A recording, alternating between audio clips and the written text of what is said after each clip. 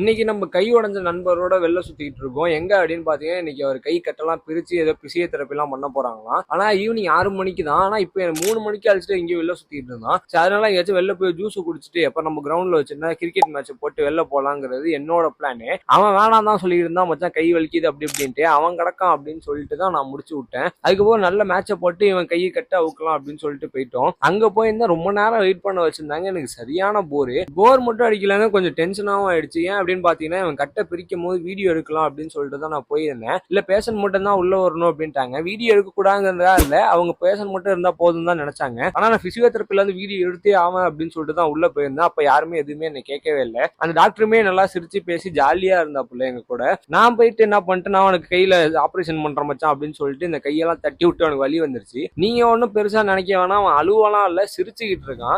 அவனுக்கு கை ஓரளவுக்கு ஓகே தான், நான் தட்டினதுனால ஒன்னும் பெருசா ஆயிட போறது இல்ல. அதுக்கப்புறம் பிசியோதெரபின்னு ஏதோ பண்ணிட்டு இருந்தேன். கையெல்லாம் அமைக்க அந்த வலி தாங்க முடியாம தான் பையன் சேரை போட்டு நசுக்கி உடச்சிக்கிட்டு இருந்தான். அதுக்கப்புறம் எங்கடா போறான்னு கேட்டதுக்கு நம்மளுக்கு ஷாப்பிங் இருக்குன்னா ஏதோ பெருசா வாங்க போறான்னு நினைச்சா இந்த ஒரு பாட்டில் வாங்கறதுக்கு இவ்வளவு சீனு.